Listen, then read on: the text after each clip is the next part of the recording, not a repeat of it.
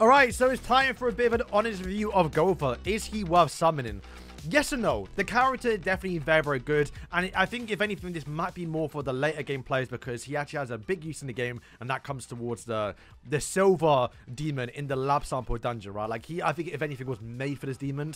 But I do think if you are a new player, spending 80,000 on Gowther, is it going to be helpful? I'm not too sure. I think if anything, most people right now should have went crazy onto the barn. So you probably don't have a lot of gems left over. So I don't think Gowther is going to be a must-have for everyone. But if you do get him upwards, and if you do want to spend money to get him out, he definitely is worth it. And we've got to remember, guys, Escanors coming. I spoke about my last video, but the Netmarble Twitter account was teasing Escanor slightly coming to the game. That doesn't mean he's coming next. I do imagine Merlin might be next, who will probably be a crazy debuffer, who I think might be more valuable to than Gowther. And of course, Escanor probably coming out a little bit afterwards. So I don't think Gowther's worth summoning. Now, it's not to say if you want to spend money for him or if you have the extra currency. Like, I think if you can afford it, then I'd definitely recommend it because he actually is pretty good. It's just, yeah, if you're free to play, I wouldn't go for it, right? You know, especially if you're a new player, I don't think you need him. Once again, doesn't mean the character is bad. If anything, I'll probably still put him in like the S rank, probably next to Melee a little bit for like the best characters in the game.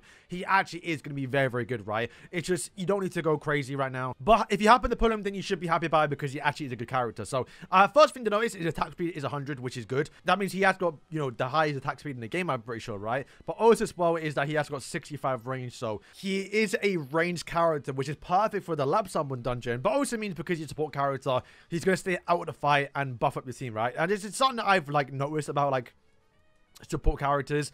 Jericho is a character I really like at the start of the game, who's a support character, but she, you know, she doesn't have the first attack speed and her range is terrible. It's 30, right? So she ended up dying first. So at least her Gowther, as long as your whole team survives, he's not going to die, right? That's, I guess, the perfect outcome. He's just going to be in the back line doing what he wants to do. And the best thing about him is his light skill here, the light arrow skill, which is going to be happening every 5 seconds, no matter what. And I believe he does start off with the skill effect, which is obviously very, very good too, which is going to restore energy and also give all allies, regardless of the codex or also regardless of the attribute, a 12% accuracy buff, which is perfect. You don't mind accuracy. It's not the best skill effect to have in the game, but it's definitely good in some situations, right?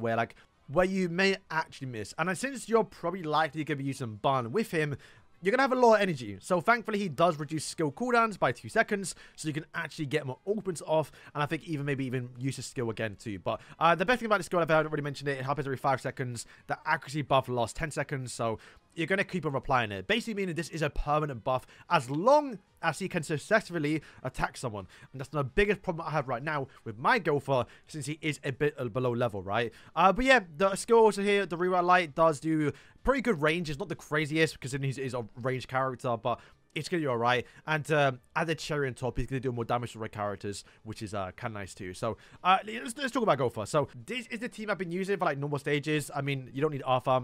What I'm kind of doing right now is go crazy to buff up Bun. That's simply my strategy. But since King is buffing up Blues and also Sins, you kind of mix in Gowther and of course Melee as well. And if we start right now this is normal stages, so he actually does okay. You can see straight away we did get the accuracy buff, so he is actually working at 2-star. But I think when it goes towards the harder stages, at least when he gets, you know, not high enough dupe level, he will start to, you can see right now, he's not actually using that skill. Okay, that's because we killed, right? But I think in normal stages, at least where you lot are right now, he's been actually pretty decent. I don't mind him, right? But then when it goes towards Nightmare, this is where I can't use him, right? Because you'll see right now, once we kill the little minions, is he is going to miss a lot. So, like, unfortunately for me right now, at 2-star, he's just not usable. But if he was 3-star, I probably would be using him. So we actually got some damage there. We got the accuracy buff. But you'll see right now, he'll probably start missing.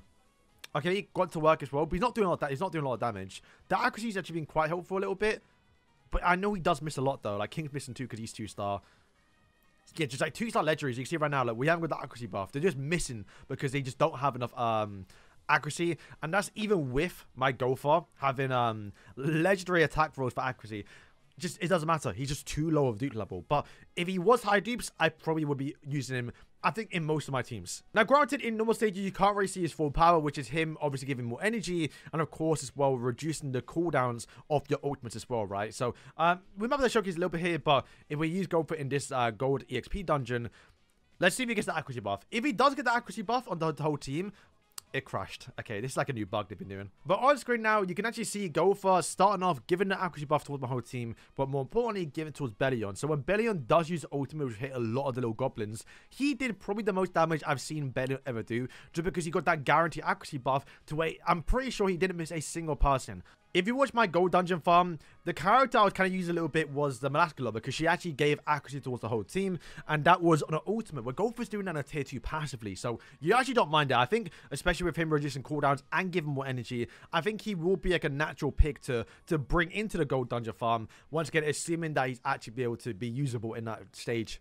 Assuming on your dupe levels, right? And then I think in the lab sub dungeon, this is where Gowther shines a lot here. The main reason why, if you haven't, most of you lot haven't probably gotten this far yet, because it does take a few days to get there.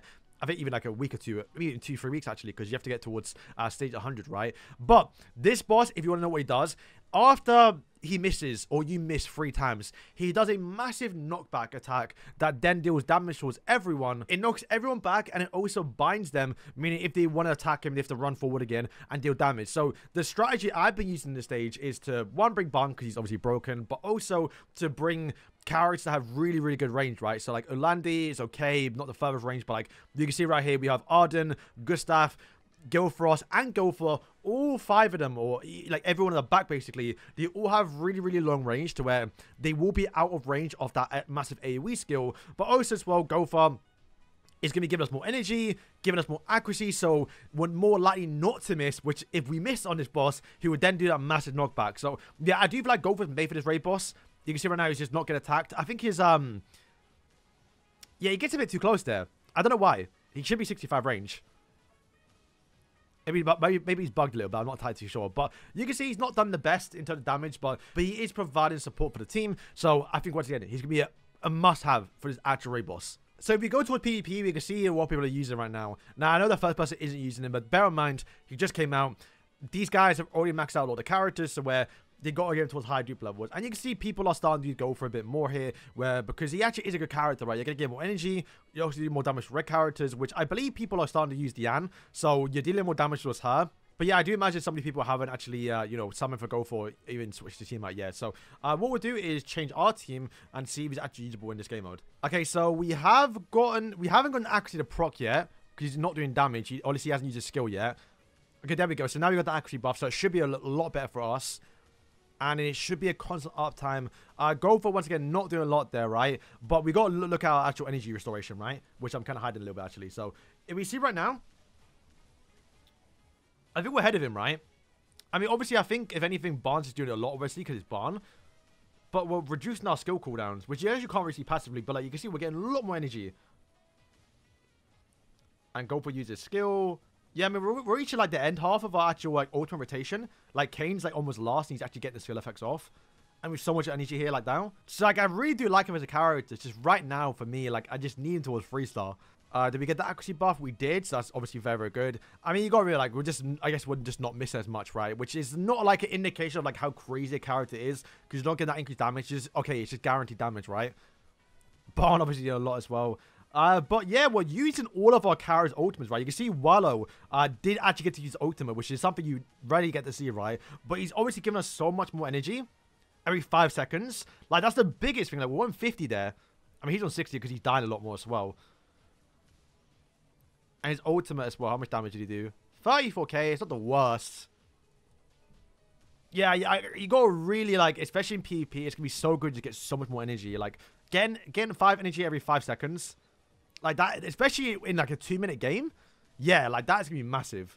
Alright, so that's going to wrap up the video. Like I said, I think Gowther is going to be a must-have in not only PvP, but also the Lab Summer Dungeon when you do get towards the Silver Demon, because he can be one of the best supports and characters for that actual raid boss. And I think for PvP as well, he's going to be a must pick up, because when games last 2 minutes, getting 5 energy every 5 seconds and also reaches a cooldown for your allies, it's a really good character, right? But I don't think free-to-plays right now should be going crazy. Like, let's all wait for Escanor. And hey, if you happen to pull Gowther in the next 2 to 3 weeks of Escanor probably coming out, and you put him on Escanor's banner, that's gonna be really good too. If you get Gowther, just like Melee, where, like, I do think there is no right now replacement towards Gowther in a way, right? Where if you look towards someone like Melee, for example, who I've been using a little bit, you can just use Kane. and he'll do all right, I think. So yeah, guys, that is going to wrap up the video. Is Gowther worth summoning? Yes, if you can afford it, but for most people, I think you should probably be skipping and saving what I think should be Merlin coming next. I think Merlin probably will be better in terms of like maybe more boss fights and story fights rather than, you know, long game modes like PvP, right? But we have to wait and see. And of course, Eskin will probably come in about 3 weeks time after, no, probably a month now, because it's going to be 2 weeks from now we're going to get Merlin, and 2 weeks later we're going to get Eskin or so. We'll see. So guys, thank you for watching, and yeah.